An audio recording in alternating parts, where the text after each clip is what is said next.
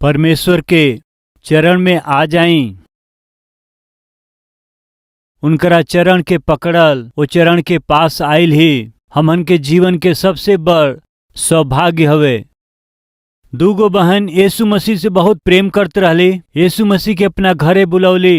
यीशु मसीह के भी उनकरा से बहुत प्रेम रहल। वो एगो छोट परिवार ह और उनकर गांव बहुत छोट रहल। ओकर नाम बैतनिया ह।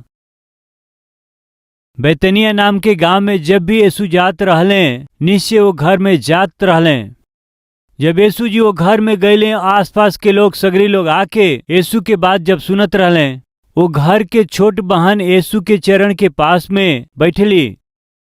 चरण के पास वो बैठली। बड़ी बहन रसोई घर में भोजन तैयार करत समय ये छोट बहन यीशु मसीह के चरण में बैठ के उनकरा उपदेश के जब सुनत रहली त इनके देख के बड़ी बहन के बड़ा गुस्सा आयल। हे गुरु, यीशु मसीह के पास आके कहते ही, हे गुरु, हम इतना मेहनत करतनी, इतना परिश्रम करत हई, काम करत हई तो हमार बहन हमार मदद ना करके रौरी चरण में बैठ के रौरी संदेश के सुनत था तो चिंता नहीं खे। बताई उनके आके बैठल बड़ी वहां। यानी इतना डायरेक्ट ना कहली तबो हमके समझ में आयल ऐसे बतावत हई। अगर काम करे कहीं यीशु मसीह एगो सुंदर बात कहले, मार्था मार्था तू बहुत सी बात में चिंता करेलू, बाकी बहुत से काम के कारण तू चिंता करत हऊ। बाकी मरियम त वो उत्तम स्थान के चुन लेले हई। का उत्तम स्थान? यीशु के चरण। कहाँ बैठल रहली? यीशु के चरण के पास बैठल रहली। हम पूछत हई यीशु के चरण के पास बैठ के कितना दिन हो गई? यीशु के चरण के पास बैठल रहुआ के कितना दिन भइल? एस्तर कहाँ ऐली रहुआ जानत हई? वो राजा के चरण के पास ऐली। का जानत हई रहुआ? खतरा छा गइल रहे, संकट आवे वाला रहल। आज हमन में से बहुत लोग के बहुत कष्ट बाटे, बहुत से लोगन के बहुत समस्या बाटे। एगो नाही, कुछ लोगन के बीमारी बहुत बड़ समस्या है, कुछ लोगन के कर्ज के समस्या है और कुछ लोग के परिवार के समस्या बा और कुछ लोगन के पढ़ाई के समस्या बाटे, नौकरी के समस्या बाटे। अनेक प्रकार की समस्या से रहुआ तड़पत हई और उस समस्या दिन प्रतिदिन बढ़त जात बाटे, फैलत जात बाटे। वो समस्या के समाधान बाटे का? हाँ, कहवा? प्रभु यीशु मसीह के चरण के पास। हमरा कलवरी टेम्पल में दूर दूर से लोग आवेलन, दूसरा प्रांत से आवेलन, दूसरा जिला से आवेलन, दूसरा देश से आवत हवन जा। हमारा कलवरी टेम्पल में काहे आवत हवे? उनके जीवन चाहे उनके उ वचन मिलत हवे। यही से उनकरा जीवन के समस्या के समाधान दे पावे वाला परमेश्वर के वचन यहाँ मिलेला। यही से कुछ डॉक्टर होखेलन जवन विशेषज्ञ होलन। फलाना डॉक्टर वो बीमारी के कारण का हुए उ बता सकेलन, सही दवा दे सकेलन। भरोसा भइला से दूर दूर से लोग उनकरा पास आवेला। तो फिर वह सुनी रौरी जीवन के कोनो समस्या हो सकेला, ओकर उत्तर देवे खातिर एगो वैद्य हवे। उनकर नाम हवे प्रभु यीशु मसीह। ये सच्चाई और वास्तविकता के रुआ जान गली त रुआ के का करे के बाद जानत हई। यीशु मसीह के चरण के पास आ गली तक काफी बा, रौरी समस्या के समाधान मिल जाई। यही से पूछत हई हम समस्या में हई, समस्या के कारण तड़पत हई का? यीशु के चरण में आयल कितना समय भइल? यीशु के चरण में बैठल रुआ की कितना समय हो गई? यीशु के चरण के पास रुआ के घुटना टेकल कितना समय भइल? मार्था के पास समय ना रहल, केकरा खातिर ना रहल? यीशु के चरण के पास बैठे खातिर समय ना रहल। यही से उ का करत रहली जानत हई? चिंता करत रहली। मार्था मार्था तू बहुत बात खातिर के चिंता करेलू और घबरालू, लेकिन उत्तम स्थान के मरियम चुन लेले बाड़ी। उ कहा जानत हई? हमार चरण। आज हमन में बहुत से लोगन के बहुत से काम बाटे।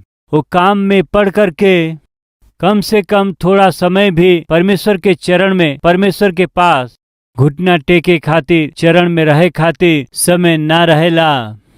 नौकरी करे खातिर समय बा, व्यापार करे खातिर समय बा, अपना व्यक्तिगत काम खातिर समय बाटे, व्यर्थ बात खातिर समय बा। बाकी यीशु के साथ थोड़ा समय बितावे खातिर के टाइम नइखे। वचन पढ़े खातिर त टाइम नइखे। विश्वास से संबंधित बात खातिर समय नइखे। रुआ के हई जानत हई? मार्था हई।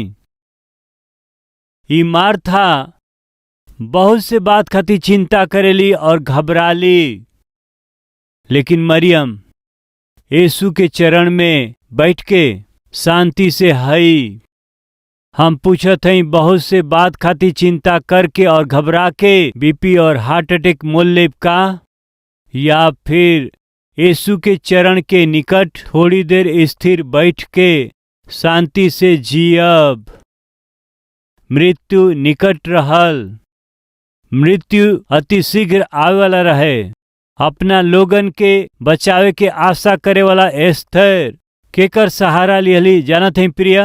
अपना लोगन के बचा पावेला राजा के आसरा लिहली। कैसे? दृढ़ता के साथ। वो कहाँ पहुंच गईली? चरण के पास में पहुंच गईली। केकरा चरण के पास में वो पहुंच गईली? खतरा से बचा पावे वाला वो राजा के पास वो पहुंच गईली। प्रिय भाई और बहन लोग, हमन के राजा, हमनी के प्रभु यीशु मसीह हमें। वो प्रभु के चरण में यदि हमन आई त कैसनो परिस्थिति काहे न हो, अपना हाथ में लेवे वाला सामर्थी प्रभु हमें। समस्या आ गई प्रिय, वो घर में समस्या आ गई। का हुए उनकर समस्या? वो घर में ही उनकर भाई जेकर नाम लाजर रहल, जब बीमार पड़ले तो मार्था और मरियम यीशु के पास खबर भेजवली। बोलली, यीशु जी, रउआ जेकरा से बहुत प्रेम करीला, हमनी के भाई बीमार पड़ल बाणे, प्रभु जी आ जाई। यीशु के अइला के पहले ही लाजर तब तक मर चुकल रहले, उनके कब्र में भी रख देले रहले। यीशु वो गांव में आ गईले। ये बात के सुन के मार्था दौड़ के गईली, यीशु जी, प्रभु, यदि रहुआ यहाँ होती तो हमार भाई मरल ना रहते। ऐसन कहला से यीशु मसीह का कहले जानत हई? आई जे देखल जा, जे प्रभु के चरण में बैठेला और जे प्रभु के चरण में ना बैठेला, दोनों में अंतर बात देखल जाई। यूहन्ना के सुसमाचार 11 अध्याय 20वां वचन।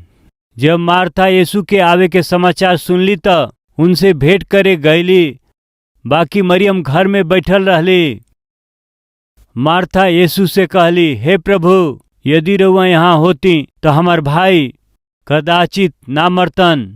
और अबहियो हम जानत हई कि जवन कुछ रउआ परमेश्वर से मांगब, परमेश्वर रउआ के दी हैं। यीशु उनसे कहले, तोहार भाई फिर से जी उठी हैं। कितना अद्भुत बात बा प्रिय। यीशु गांव में आइल हमें। ये बात के सुन के मार्था दौड़ के, यीशु, यदि रउआ यहाँ होखल होती तो हमार भाई मरल ना रहतन। बाकी अबहियो काहे ना होखे, जवन रउआ परमेश्वर से मांगब, परमेश्वर रउआ के देव। कितना अद्भुत बात करत है प्रिय। कितना महान विश्वासी के रूप में वो बात करत है। अबहियो काहे ना होखे, रउआ जवन परमेश्वर से मांगब वो कर दी हैं। ऐसन कहला से यीशु कहत हमें, मार्था, तोहार भाई फिर से जी उठी हैं। ऐसन कहला से मार्था के का करे के चाही? उछले के चाही। प्रभु, हम जानत हई, हमके मालूम बा रउआ देरी से आए, फिर भी आश्चर्य कर्म के अद्भुत काम के रउआ करबी हम जानत हई। आज हमनी के बीच के बा का? यीशु मसीह हमरा के जवन उत्तर देवे के बा, देरी करत होई है फिर भी अद्भुत काम करी है वो हम जानत हैं। ऐसन विश्वास करे वाला हमन के बीच के बाका कितना अच्छा से बात करते ही प्रिय। तोहार भाई फिर से उठी हैं यीशु के कहला से। मार्था का कहली जानत हैं, देखे के आई। यीशु उनसे कहले तोहार भाई फिर जी उठी हैं। मार्था उनसे कहली हम जानत हैं कि अंतिम दिन के पुनरुत्थान के समय वो जी उठी हैं। कब उठी हैं?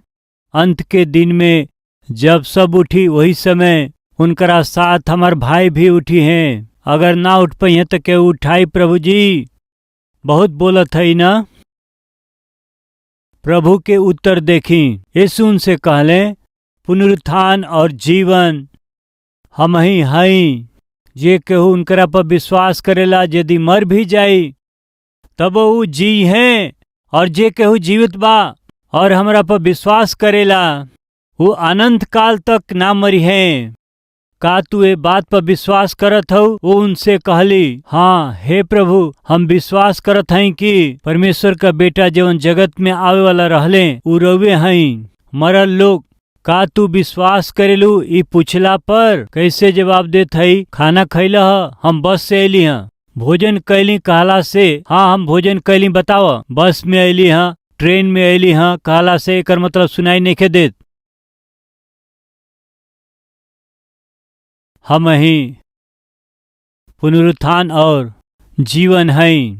जे हमारा पर विश्वास करेला मर भी जाई तो वापस जी उठी। विश्वास करत हऊ? विश्वास करत हई प्रभु रउआ परमेश्वर के पुत्र आवे वाला मसीह हई। आवे वाला का उ तो आ चुकले प्रिय। जे ज्यादा बोलेलन उनकर बात ऐसने होखेला। जे यीशु के चरण में ना बैठेला उनकर विश्वास ऐसे नहीं होखेला प्रिय। यीशु से बहुत देर तक बात करते प्रिय। यीशु से सबसे पहले वो मिलली, यीशु की पास में आ गईली, यीशु से बात करत है। बाकी हाँ उनकरा परिवार के समस्या के समाधान उ नहीं कर पावत। सुनत हैं दोस्त लोग, मार्था अपना परिवार के समस्या के दूर नहीं कर पावत। वो केकरा से बात करत है? यीशु से बात करत है। केकर बात सुनत है? यीशु के बात सुनत है। बाकी क्या वो अपना समस्या के दूर कर पावली? ना कर पावली। कारण का हवे? गहराई नहीं खे उनकरा आत्मिकता में, गहराई नहीं खे। फिर कहा वो कहत है प्रभु तू ही जगत में आवेला परमेश्वर के पुत्र का हमें जी। वो आ गई हमें ई कह के वो चल गई। अपना बहन मरियम के बुला करके धीरे से कहली गुरु हमें वो तो के बुलावत हमें। फ्रेंड्स कृपया ध्यान दें जा। मार्था जब यीशु के पास अली तो उनकरा दिल में जख्म रहे कि ना रहुआ बताई जा। जख्म रहे। वो जख्म उनकरा के कैसे भइल रहे? उनकरा घर में जिनसे वो बहुत प्रेम कली जा वो भाई मर गई रहले। फल स्वरूप उनकरा हृदय में जख्म बा। उनका हृदय दुख से भरल रहे। उनकरा हृदय के चिंता के दुख के दूर कैला खाते यीशु वहां अले त मार्था यीशु के पास अली। वो बात कैली, एगो समस्या के साथ उनकरा पास अली, दुख के साथ वो अली, वेदना के साथ वो अली, चिंता के साथ वो अली। वापस यीशु के पास से समस्या के साथ ही वो लौटत रहली, वेदना के साथ ही वापस जात रहली, दुख के साथ ही वापस लौटत रहली। कारण जानत हई यीशु के चरण में बैठला के अनुभव उनकरा पास कहाँ रहे बताई? यीशु मसीह का कर सकेलन जाने वाला व्यक्तित्व, आत्मिकता उनमें कहाँ रहे बताई? प्रिय भाई और बहन कृपया सुनी। खाली प्रभु की उपस्थिति में आके थोड़ा वचन सुन करके वापस लौटे वाला है। तब जब रउरी जीवन में कष्ट आई, तकलीफ आई, दुख आई, तब उस समस्या से दूर कर रउआ से ना हो सकेला। यीशु के चरण में बैठला के अनुभव यदि रउआ के ना होई तब परिवार में कष्ट होके, नौकरी में, व्यापार में या विपत्ति भी आ सकेला। स्वास्थ्य के विषय में, रौरी शारीरिक कमजोरी के विषय में, रउआ दुख उठावत समय परमेश्वर के पास आके समाधान रउआ के पावे के बाद सबसे पहले प्रभु के चरण में बैठला के अनुभव रउआ के चाही। एस्तेर रानी दृढ़ता के साथ अइली, राजा के चरण के पास बैठ गईली। मरियम यीशु के चरण के पास बैठली। मार्था के पास चरण में बैठला के अनुभव ना रहे। दोनों का समस्या एक ही रहे, दोनों जन के दुख एक ही रहे, दोनों के एक ही चिंता रहल। दोनों एक ही के खोवैली। केकरा के? उ जेकरा से बहुत प्रेम कैली, अपना भाई के खोवा देली। दोनों का एक ही समस्या बा। दोनों की समस्या के दूर करे वाला एक ही हमें, उहे प्रभु यीशु मसीह हमें। वो यीशु मसीह के पास में दोनों अइली। सबसे पहले बड़की अइली के हवू यीशु के चरण के पास जे कबो बैठत ना रहली, उहे बड़ बहन। कैसे अइली? समस्या के साथ अइली, चिंता करत अइली, दुख से अइली। लेकिन वापस कैसे गईली? दुख के साथ गईली, समस्या के साथ ही गईली। समाधान पौली का नहीं। काहे समाधान उ ना पौली? यीशु के चरण में बैठला के उनकरा के अनुभव ना रहल। समझ में आओ तरहुआ के? प्रभु के चरण में बैठल यदि हमनी के ना आवेला त दिन में थोड़ा समय हमहन अलग निकाल के प्रभु के चरण में यदि हमहन ना बैठे के त सुनी मित्र लोग, मार्था के जैसे समस्या वैसने रह जाई। राउर जीवन समस्या के जाल में फंसल रही। कोनो दुख होखे, कोनो कष्ट होखे, कोनो बीमारी काहे न होखे, दूर करे वाला केहू भी रउरी जीवन में ना रही। दूर कैल रउआ से हो ना सकेला। रउआ मसीही हई, परमेश्वर के जाने वाला हई। रउआ परमेश्वर की उपस्थिति में आइला जा, लेकिन समस्या रउरी जीवन से दूर ना होखेला। कारण का बाकी यीशु के चरण में बैठल रउआ के आवेला नाही। रउआ के ही जानत हई, मार्था के बड़ भाई हई या छोट भाई हई, बड़ बहन हई या छोट बहन। यदि रउआ ध्यान से देखी तो बहुत देर तक यीशु मसीह से वो बात कैली, बाकी समस्या के वो दूर ना कर पौली। ओकरी बाद जाके वो मरियम से कहत है कि यीशु जी आइल हमें, वो तो के बुलावत हमें। ऐसे मरियम से कहला से मरियम दौड़ तू यीशु मसीह के पास गईली। 31वां वचन। तब जवन यहूदी उनकरा साथ घर में रहले और उनकरा के शांति देत रहले, ई देख करके कि मरियम उठ के बाहर गईल हई, ई समझले कि वो कब्र पर रोवे जात हई। तो उनकरा पीछे हो ले। जब मरियम पहुंचली जहाँ यीशु रहले, तो उनकरा के देखते ही उनकरा पांव पर गिर पड़ली। मरियम के एक ही बात मालूम बा, कहा प्रभु के चरण में बैठल। वो खाली इतने जानेली, वो चरण पर विश्वास कैल। यीशु के देखते ही तुरंत वो कहाँ पहुँच गई जानत हई? यीशु के चरण के पास में। उनकरा चरण में गिर के वो का कैली जानत हई प्रिय? वो रोवे लगली प्रिय, बस इतने रोवे लगली। वो चरण के पकड़ के रोली प्रिय।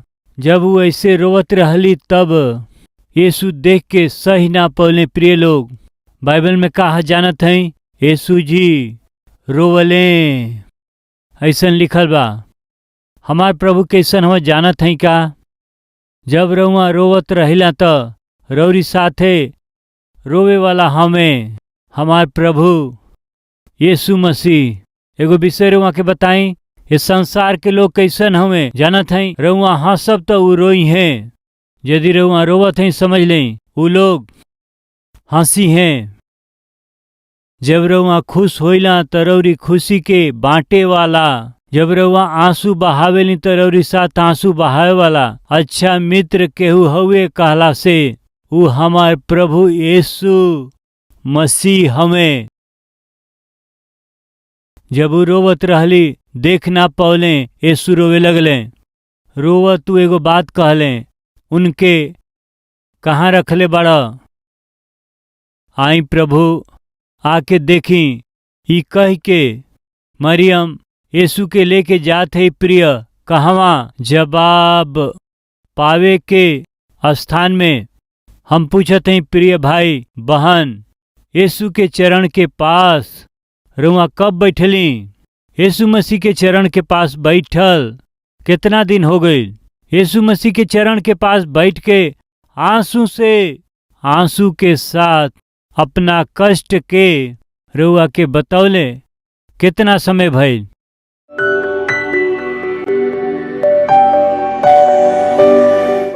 पवित्र परमेश्वर पिता बहुत सीधा और साफ हमनी से बात कैली। हे पिता, प्रार्थना करे के मन हमके चाही, ई हमरा के पवित्र कर देई, हमरा में कमी ना रहे देई, पाप से ही दूर कर देई। प्रार्थना करे के मन हमके देई, सवेरे दोपहर के शाम के प्रार्थना करे के मन हमके देई। प्रार्थना के साथ हमके दिन शुरू करे के बा, प्रार्थना के साथ हमरा दिन के बढ़ावे के बा, प्रार्थना के साथ हमरा दिन के खत्म करे के बाटे। पिता, ऐसन जीवन हमरा के देई, दया करी हे पिता। प्रार्थना पूरा मन से करे के हवे, प्रार्थना हियाव से करे के हवे, पूरा दिल से करे के हवे, विलाप करत करे के ह, दृढ़ता के साथ करे के ह, आंसू के साथ करे के ह। ऐसन प्रार्थना के जीवन हमके देई पिताजी। प्रार्थना के प्रतिफल हमके मिली। हमनी के प्रार्थना सुन ले तो बस, हमनी के प्रार्थना रोरी उपस्थिति में पहुंच जा बस। हमनी के प्रार्थना रोरी उपस्थिति में जाए के बता, रोरी बीच में हमारी बीच में दीवार ना रह के चाही। पिता, कभी रहुआ और हमारी बीच में हमन के पाप रुकावट ना बने, हर रुकावट बने वाला पाप के हमने से दूर करी पिता। पवित्रता से जब भी रहुआ देखी, हर एक बार खराई से धार्मिकता के साथ जियला के जीवन हम सब के रहुआ देई। यीशु के नाम से मांगत हैं पिताजी, आमीन।